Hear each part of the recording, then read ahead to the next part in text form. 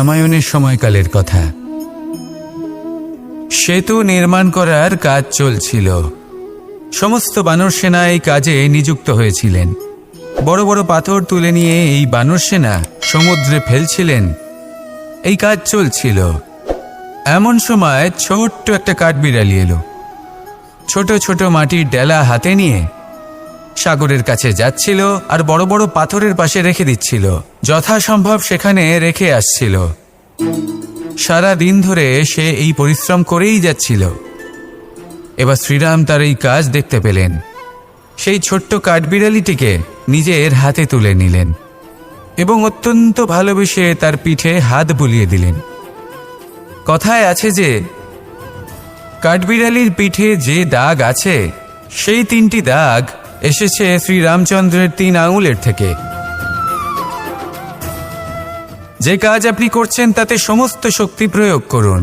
যতটা আপনার সামর্থ্য রয়েছে, যতটা আপনার প্রতিভা রয়েছে, সম্পূর্ণভাবে উৎসর্গ করে দিন। ঠিক এমনভাবে কর্ম করুন। সেই কাঠবিড়ালি কিন্তু তাই করেছিল। সেই জন্য শ্রীরামের সাথে সেও সেই কাহিনীতে অমর হয়ে গেছিল।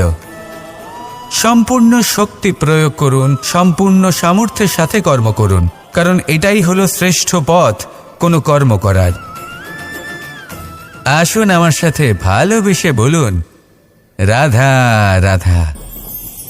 এই সংসারে যখন সাফল্যের পথে আপনি অগ্রসর হবেন, তখন আপনার পরিশ্রম, একাগ্রতা, সাহসের সাথে সাথে সমাজের মানসিকতাও সহ্য করতে হবে।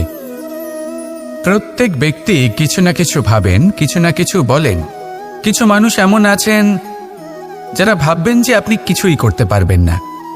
তারা আপনার নিন্দা করবেন, আর এই নিন্দার কথা ভেবেই আমরা ভয়ভীত হয়ে পড়ি। সেই কারণে নিজেদের আশা, নিজেদের বিশ্বাস হারিয়ে ফেলি। এবার যদি সেই নিন্দার ভয়ে আমরা লক্ষ্যচ্যুত হই, তাহলে সেটা অনুচিত। সেই জন্য জীবনে শুধু পরিশ্রম করতে থাকুন, সামনে এগোতে থাকুন। যেই দিন আপনি আপনার লক্ষ্য লাভ করবেন, সেই প্রত্যেক ব্যক্তি যারা নিন্দা করছিলেন তাদের দৃষ্টি আপনা থেকেই পাল্টে যাবে, ঠিক কিনা? এই সংসারকে যা প্রাণ চায় তাই বলতে দিন। যদি আপনি কারোর কথা শুনতে চান, তাহলে নিজের অন্তরের কথা শুনুন। সেটাই আপনাকে উচিত পথে নিয়ে যাবে। সামনে অগ্রসর হতে থাকুন, পরিশ্রম করুন। এমন একটা দিন আসবে যেদিন এই নিন্দুক ব্যক্তিরা আপনার লক্ষ্য প্রাপ্তির উদাহরণ সবাইকে দেবে।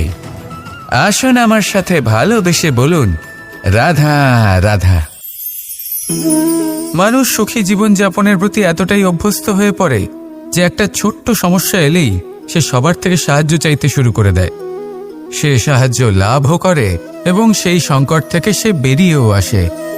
কিন্তু এই সাহায্য কিছু মুহূর্তের, আর কিছু মুহূর্তের হলো এই দুঃখ। এই 2 মুহূর্তের সাহায্যের জন্য আজীবন আপনি তার কাছে ঋণী হয়ে থাকেন। আর মানবিকতার খাতিরে আপনার মনে কৃতজ্ঞতা জেগে ওঠে। আর সেই কৃতজ্ঞতা বোধ হলো যে আপনি কখনো সেই ব্যক্তিকে ছাপিয়ে যেতেই পারবেন না। সেই জন্য জীবনে সবসময় চেষ্টা করবেন নিজেকে প্রস্তুত রাখতে। সেই সব সমস্যার জন্য, সেই সব বাধার জন্য যেগুলো আপনার জীবনে আসতে পারে। ততক্ষণ সাহায্য চাইবেন না যতক্ষণ না অন্য কোনো পথ না থাকছে। সাহায্য চাওয়া অনুচিত নয়, কিন্তু সাহায্য চাইলে এবং সাহায্য পেলে আপনি আজীবন কৃতজ্ঞ এবং ঋণী হয়ে থাকবেন। আর তারপর একদিন আপনি পরিবর্তন দেখতে পাবেন যে কিভাবে আপনি ছোট ছোট সমস্যার জন্য সাহায্য না চেয়ে বড় বড় সমস্যার সম্মুখীন হতে প্রস্তুত হয়ে গেছেন। এটাই হলো সংসারের নীতি। এটাই পালন করুন আর আমার সাথে ভালোবেসে বলুন, রাধা রাধা। এমন অনেক মানুষ আছেন যারা আমাকে ভগবানের পরিভাষা জানতে চান, যে ভগবান আসলে কি, তিনি কেমন। এবার দেখুন, ভগবান হোক বা আপনার স্বপ্ন হোক বা আপনার লক্ষ্য হোক না কেন, সেই লক্ষ্য তখনই পূর্ণ হয়, তখনই তাকে লাভ করা সম্ভব যখন আপনার দৃষ্টিভঙ্গি মঙ্গলময় হয়। যখন আপনি নিজে মনে করবেন যে আমি যেটা পেতে চাইছি তা শুভ। উদাহরণস্বরূপ, কোনো পাখিকে দেখুন, সে গাছের ডালে বসে এবং সেখানেই বিশ্রাম করে, কিন্তু পড়ে না। কেন?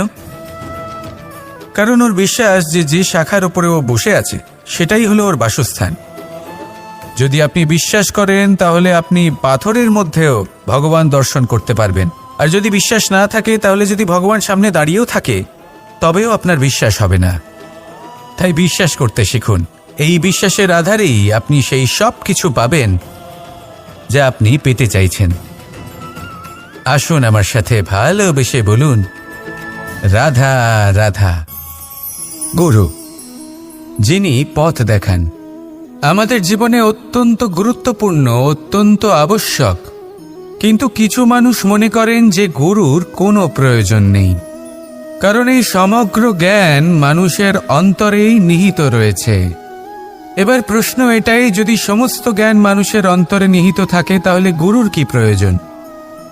আর যারা আজ পর্যন্ত গুরুকে মেনে এসেছেন তারা কি অনুচিত করেছেন? এর উত্তর আমি আপনাকে দেব একটা উদাহরণ দ্বারা। একটা কাঠ যা জ্বলনশীল, জ্বলনের ঊর্জা তার অন্তরে নিহিত রয়েছে, কিন্তু তার জ্বলনের জন্য বাইরে থেকে একটা অনুঘটকের প্রয়োজন হয়। এই অনুঘটকই হলেন আপনার গুরু। উত্তাপ যা একটা কাঠকে জ্বালাতে পারে, সেই উত্তাপ হলো গুরুর প্রচেষ্টা। যদি সেই গুরুই না থাকে, তার প্রচেষ্টাই না থাকে, তাহলে সেই সমস্ত জ্ঞান যা মানুষের অন্তরে নিহিত তা ব্যর্থ হয়ে যাবে। যদি আপনার সাথে আপনার গুরু থাকেন, আপনার পথ প্রদর্শন করেন, আপনার অন্তরের জ্ঞানকে বাইরে নিয়ে আসতে পারেন, তাহলে তাকে সম্মান করুন।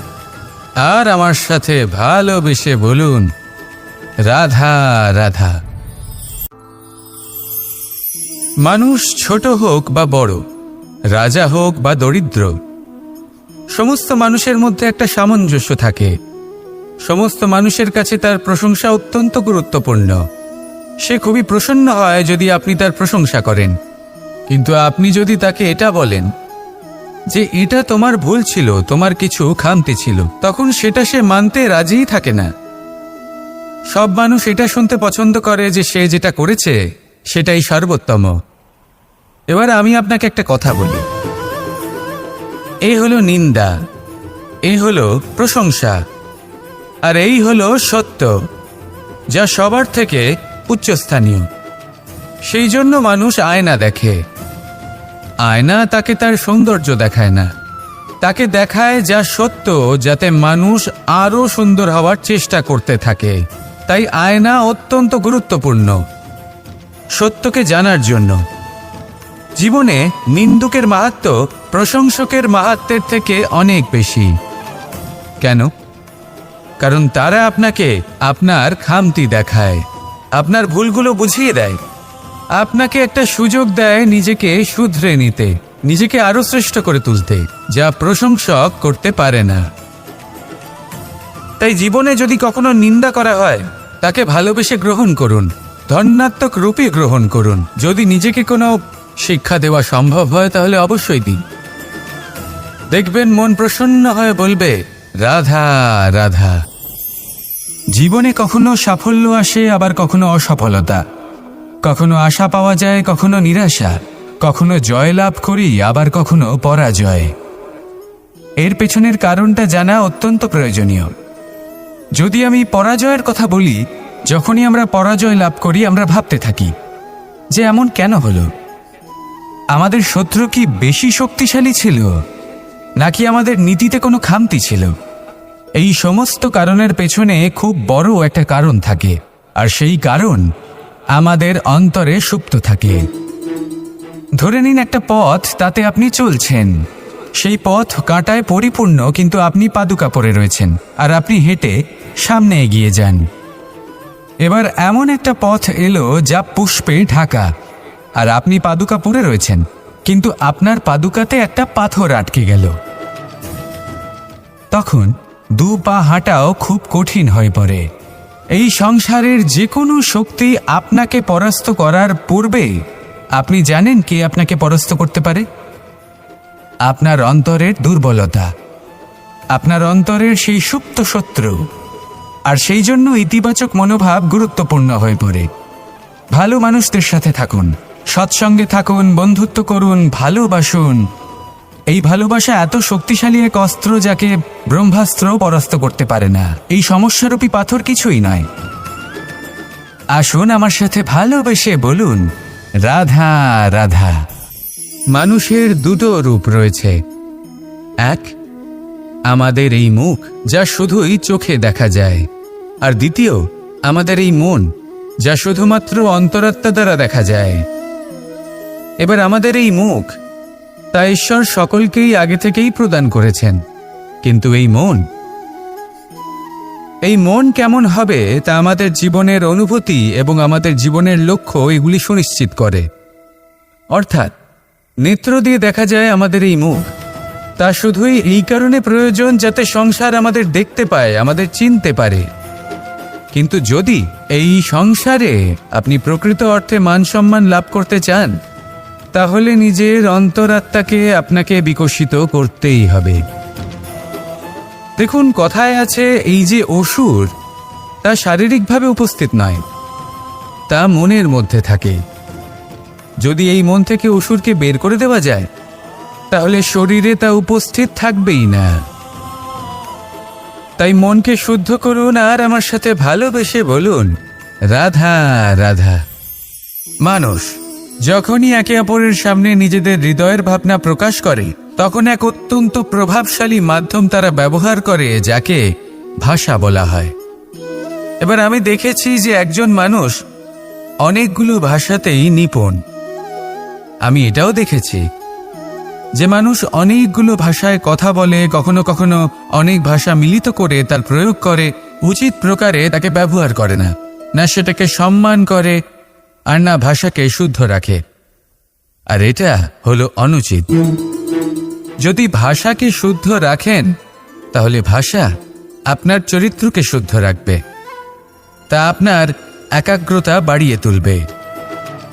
এই প্রত্যেক ধ্বনিকে অনুভব করে যদি আপনি শব্দের উচ্চারণ করেন, ভাষাকে প্রয়োগ করেন, তাহলে আপনিও আনন্দ পাবেন, আর যিনি শুনছেন সেই ব্যক্তির কানেও মধুর শব্দ বাজবে।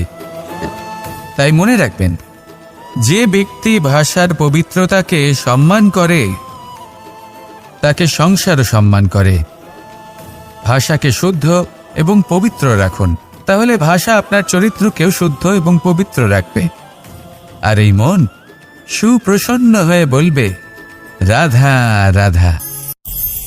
असतो मा सद्गमय, तमसो मा ज्योतिर्गमय, মৃত্যুর্মা মৃতঙ্গময়। জ্ঞান সেটাই যা অসত্য থেকে সত্যের পথে চালিত করে। প্রকাশ সেটাই যা অন্ধকার থেকে আলোর পথে নিয়ে আসে।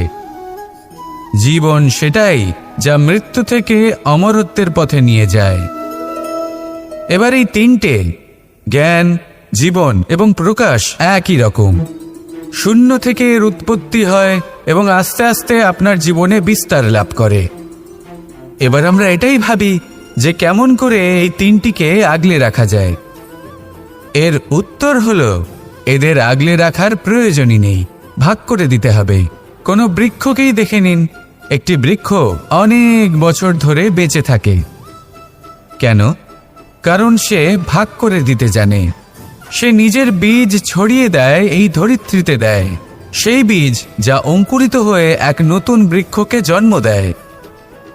শুধু ছড়িয়ে দিয়ে একটি বৃক্ষ জীবন দান করতে পারে।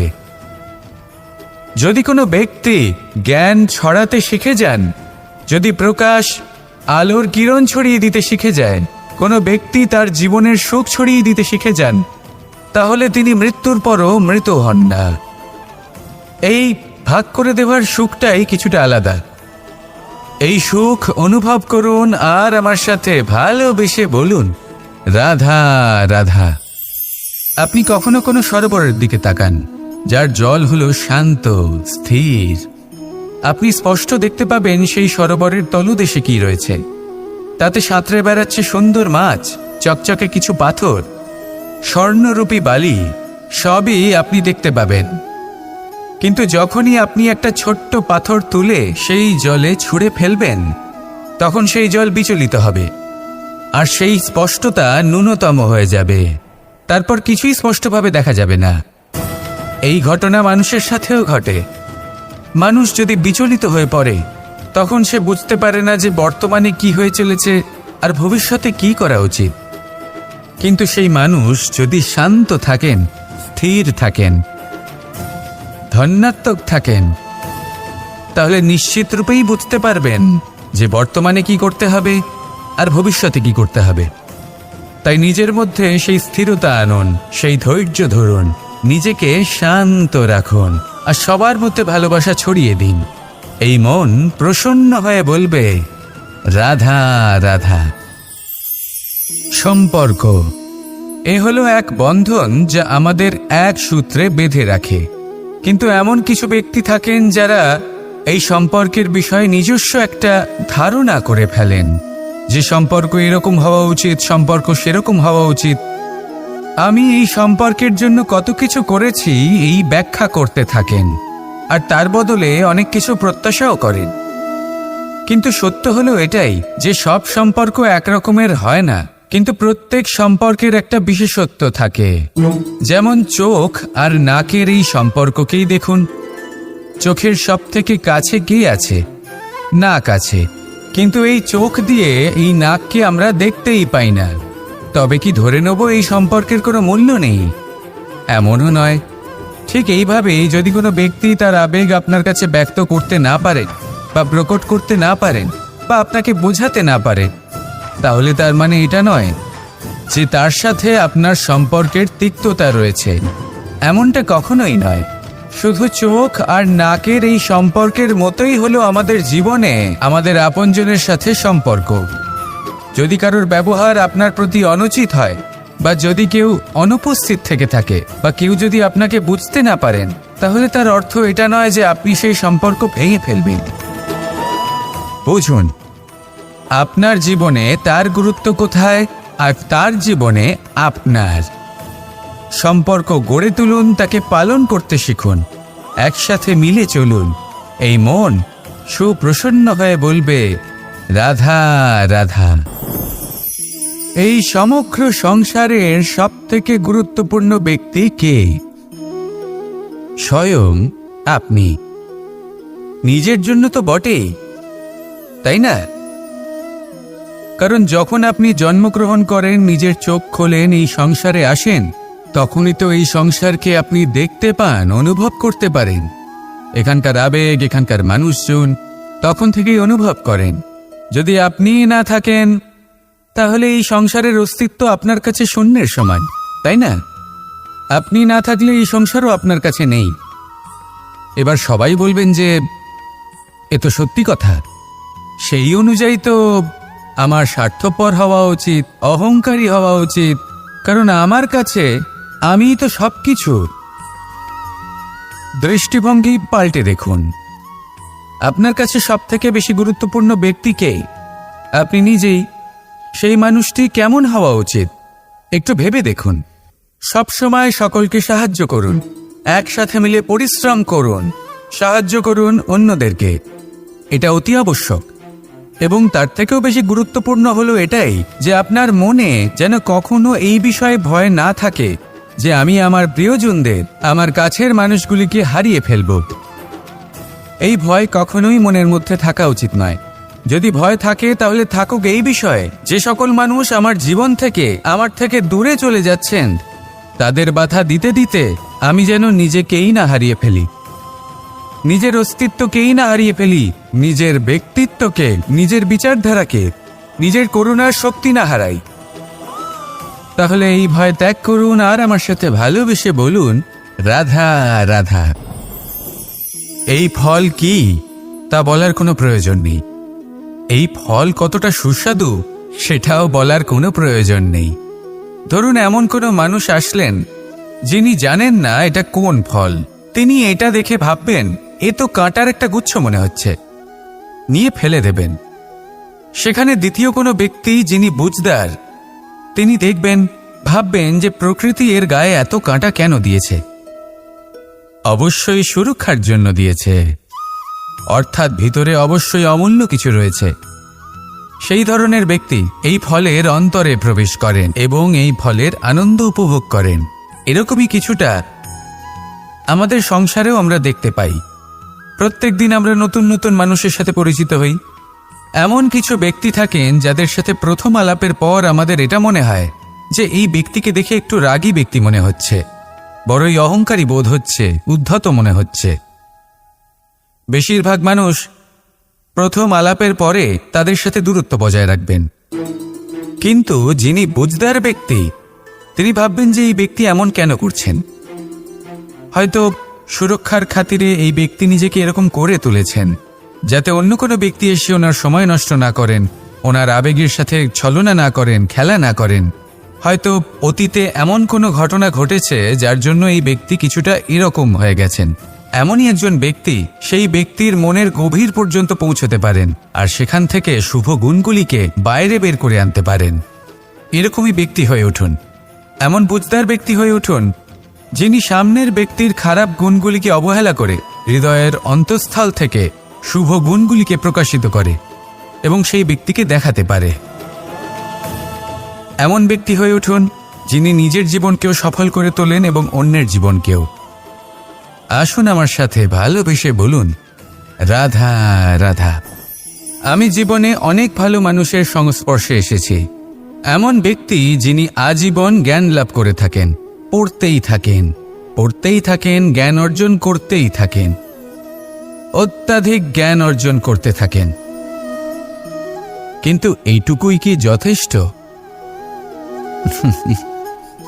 ধরে নিন কোনো ব্যক্তি শিল্পকলার বিষয়ে অনেক বই পড়ে ফেলেছেন, কিন্তু কখনো শিল্পকর্মই করেননি। তাহলে সেই জ্ঞানের কি লাভ? কোনো লাভ নেই। এবার এটাই আমাদের জীবনে শেখা প্রয়োজন। আমরা জ্ঞান অর্জন করি কিন্তু তা যাপন করি না, তা কর্মজীবনে প্রয়োগ করি না। তাহলে এতে কি লাভ হবে? জ্ঞান আছেই সেই জন্য যাতে আমরা জীবনকে আরও শ্রেষ্ঠ করে তোলার জন্য তাকে প্রয়োগ করি। এই জ্ঞান এবং কর্মের একসাথে পথ চলাটাই আবশ্যক। তবেই এই জ্ঞান অভিজ্ঞতায় পরিণত হবে। আর অভিজ্ঞতা দ্বারা যে জ্ঞান লাভ হয় সেটাই সবথেকে বেশি গুরুত্বপূর্ণ, সেটাই হলো সবথেকে বেশি লাভদায়ক। সেই জন্য শুধু জ্ঞান অর্জন করবেন না, তাকে প্রয়োগ করুন, তাকে কর্মজীবনে প্রয়োগ করুন, জীবনকে আরো শ্রেষ্ঠ করে তুলুন। আর আমার সাথে ভালোবেসে বলুন, রাধা রাধা। এটা হলো একটা সাদা পাতা। এবার এতে আমি যাই লিখব সেটাই এর অস্তিত্ব হবে। এতে আমি প্রেমের কিছু কথা লিখে একে প্রেমপত্র বানিয়ে তুলতে পারি। মাতা পিতার জন্য একটা শুভ সংবাদ লিখতে পারি। শত্রুর বিষয়ে সতর্ক করব বলে সেনাকে একটা সংবাদ লিখতে পারি। দ্বারকাবাসীর জন্য কোনো সংবাদ পাঠাতে পারি। যাই লিখব এই পত্র সেটাই হয়ে উঠবে।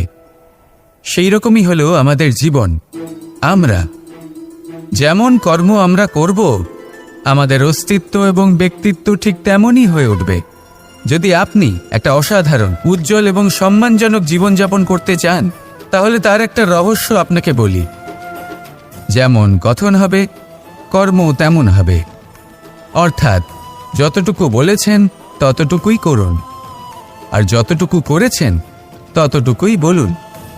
এই একটা নিয়ম যদি আপনারা পালন করেন, তাহলে এই সংসারের সমস্ত পণ্ডিত আপনাকে অবশ্যই সম্মান করবেন। তাহলে এটাই করুন আর আমার সাথে ভালোবেসে বলুন, রাধা রাধা। বিন্দু বিন্দু জলেই সাগর নির্মাণ হয়। এবার এই কথা আমরা সকলে জানি। আপনি কি এই কথাটা জানেন যে ছোট ছোট সুখের দ্বারাই বড় সুখ লাভ করা যায়? একজন বাবাকে দেখুন, সন্তানের জন্ম থেকে তার যুবক হওয়া পর্যন্ত তার সাথে ছোট ছোট সুখ যাপন করেন। এই ছোট ছোট সুখগুলি তাদের প্রেমের সম্পর্কে গভীরতা নিয়ে আসে এবং প্রেমের এই গভীরতা তাদের জীবনে বড় সুখ নিয়ে আসে। এটা ঠিক সেই রকম যেরকম বিশাল এক সমুদ্রে, গভীর এক সমুদ্রে অমূল্য রত্ন খুঁজে পাওয়া যায়। এটাও ঠিক সেই রকমই। সেই জন্য জীবনে বড় বড় সুখের খোঁজ করতে গিয়ে সময় নষ্ট করবেন না। এই যে ছোট ছোট সুখ আছে, এগুলোকে যাপন করা শুরু করুন। এগুলোর আনন্দ লাভ করুন, এগুলো নিয়ে উৎসব পালন করুন, প্রেমের গভীরতা বুঝুন আর এই গভীর প্রেমে মন নিমজ্জিত করুন। তারপরে দেখুন এই মন আর এই জীবন সুপ্রসন্ন হয়ে বলবে, রাধা রাধা। মানুষের জন্ম কখনো তার ভবিষ্যৎ নির্ধারণ করতে পারে না। হ্যাঁ, ওর জীবনযাত্রা অবশ্যই সুখময় হতে পারে, নির্ভর করে যে ও কোন পরিবারে জন্ম নিচ্ছে, তার পরিবার পরিজন কে হন, তার মাতা পিতা কে হন, তাকে কেমন শিক্ষা দেওয়া হয়েছে, কেমন ভাবে পালন করা হচ্ছে। সে কিন্তু কুপাত্রও হতে পারে, আবার সুপাত্রও হতে পারে। কিন্তু সে চলে যাওয়ার পর এই সংসার তাকে মনে রাখবে নাকি না, আর যদি মনেও রাখে তাহলে কিভাবে মনে রাখবে, সেটা নির্ভর করছে তার কর্ম এবং তার নির্বাচনের উপর। ঠিক যেমন বর্ষার এই জলের ফোঁটা যখন মেঘ থেকে ঝরে পড়ে, তখন তার এই নির্বাচন হলো গুরুত্বপূর্ণ, কারণ তার নির্বাচন তার উপর নির্ভর করছে তার ভবিষ্যৎ কেমন হবে। ঝিনুকের মুখে পড়লে মুক্ত হয়ে ওঠে, সাপের মুখে পড়লে বিষ, আর যদি কোনো পাতায় পড়ে তাহলে শিশিরে পরিণত হয়। তাহলে কর্ম এবং নির্বাচন দুটি জীবনে গুরুত্বপূর্ণ। এদের বিষয়ে বিশেষ যত্ন নেবেন এবং আমার সাথে ভালোবেসে বলবেন, রাধা রাধা। আমাদের সকলের কাছে বৃক্ষ অত্যন্ত প্রিয়। আমরা সর্বদাই চাই এই বৃক্ষ যেন সবুজ থাকে, ফুলে ফলে ভরে থাকে, আমাদের ছায়া প্রদান করে, তা যেন সুস্থ থাকে, আমাদের ফল প্রদান করে। আর সেই জন্য আমরা প্রতিদিন সেই বৃক্ষকে জল প্রদান করি। কিন্তু কখনো ভেবে দেখেছেন যে জল তো আমরা বৃক্ষের গোড়ায় দিই, তারপরেও এই জল সেই বৃক্ষের প্রত্যেকটি পাতায় ঠিক পৌঁছে যায়? এটা কিভাবে সম্ভব? কিছুটা এরকমই হলো আমাদের কর্ম। যদি এই পৃথিবীতে থেকে শুদ্ধ মনে সৎকর্ম করেন, এই কর্ম সোজা ঈশ্বরের কাছে গিয়ে পৌঁছয়। যদি শ্রদ্ধা ভাব নিয়ে সমর্পিত হয়ে শুদ্ধ চিত্তে আপনি কাউকে সেবা করেন, তা সে মাতা পিতাই হোক, পরিবার হোক, গুরু হোক, পশুপক্ষী হোক বা সমাজ হোক, তাহলে সেটা সোজা ঈশ্বরের চরণে সমর্পিত হয়। সবসময় শুদ্ধ চিত্তে সমর্পিত হয়ে এবং মনে শ্রদ্ধা ভাব নিয়ে কর্ম করুন। ঈশ্বর নিজে থেকেই এর ফল আপনাকে প্রদান করবেন। আসুন আমার সাথে ভালোবেসে বলুন, রাধা রাধা।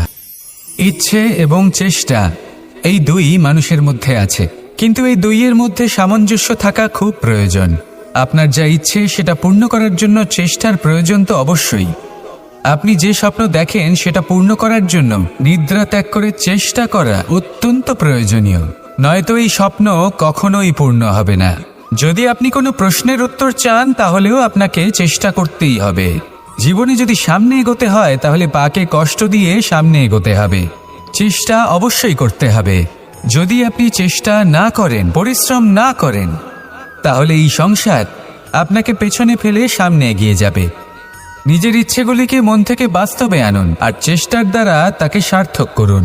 এই মন প্রসন্ন হয়ে বলবে, রাধা রাধা। এ হলো রামায়ণের সময়কালের কথা।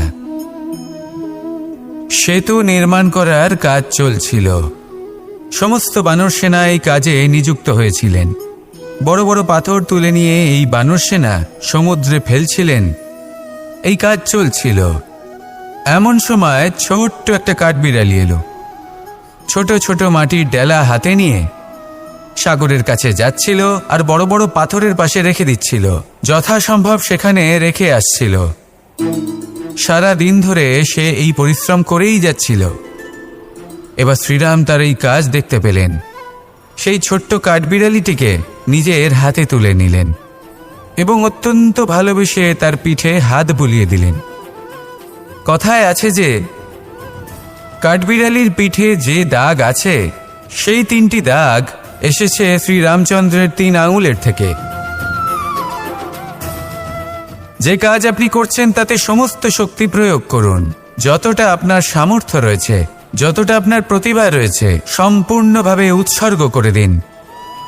ঠিক এমনভাবে কর্ম করুন। সেই কাঠবিড়ালি কিন্তু তাই করেছিল।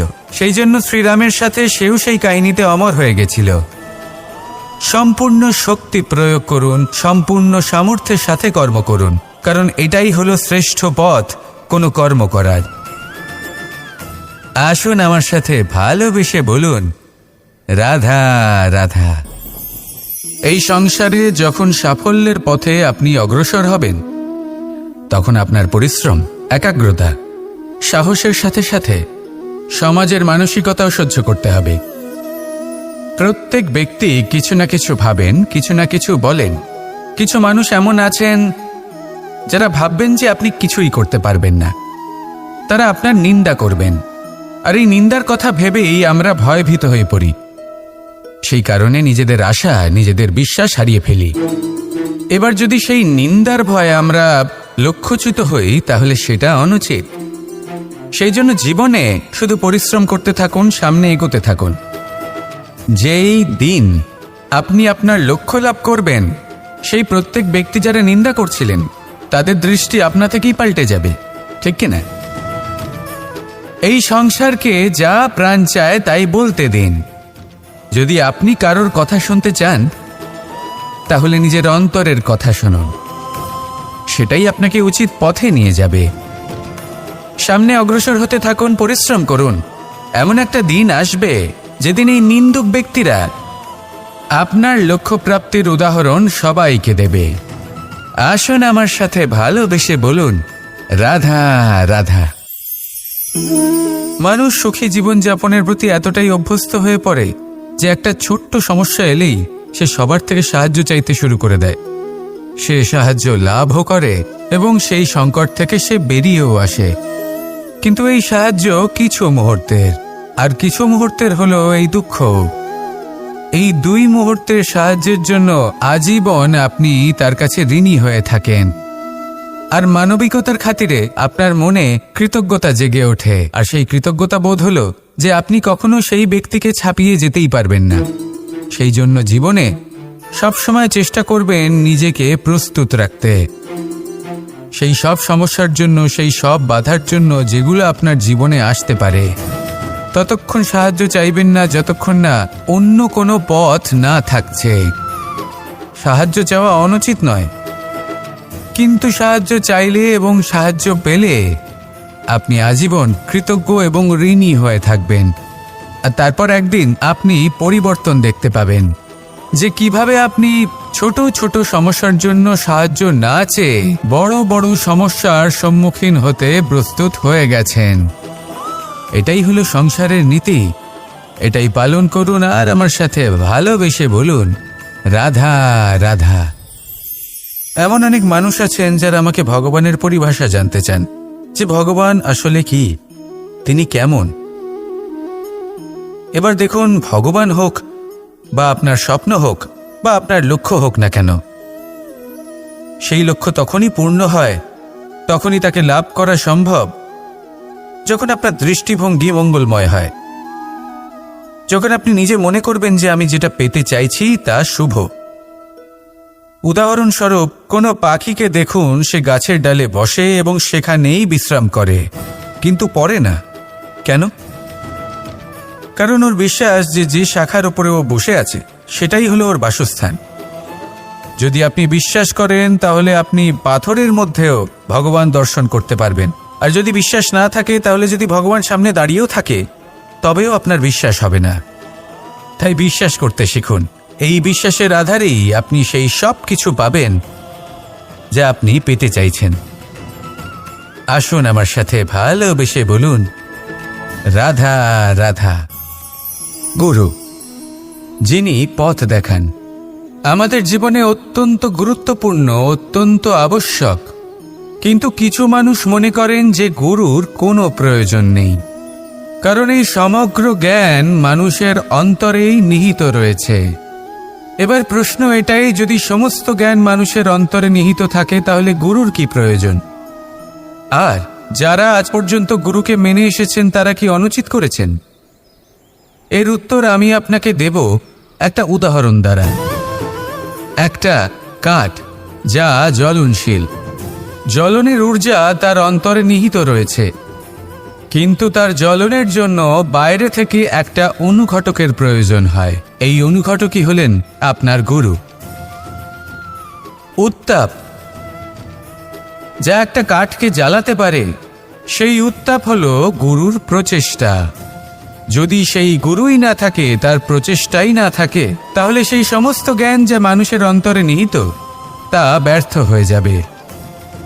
যদি আপনার সাথে আপনার গুরু থাকেন, আপনার পথ প্রদর্শন করেন, আপনার অন্তরের জ্ঞানকে বাইরে নিয়ে আসতে পারেন, তাহলে তাকে সম্মান করুন আর আমার সাথে ভালোবেসে বলুন, রাধা রাধা। মানুষ ছোট হোক বা বড়, রাজা হোক বা দরিদ্র, সমস্ত মানুষের মধ্যে একটা সামঞ্জস্য থাকে। সমস্ত মানুষের কাছে তার প্রশংসা অত্যন্ত গুরুত্বপূর্ণ। সে খুবই প্রসন্ন হয় যদি আপনি তার প্রশংসা করেন, কিন্তু আপনি যদি তাকে এটা বলেন যে এটা তোমার ভুল ছিল, তোমার কিছু খামতি ছিল, তখন সেটা সে মানতে রাজিই থাকে না।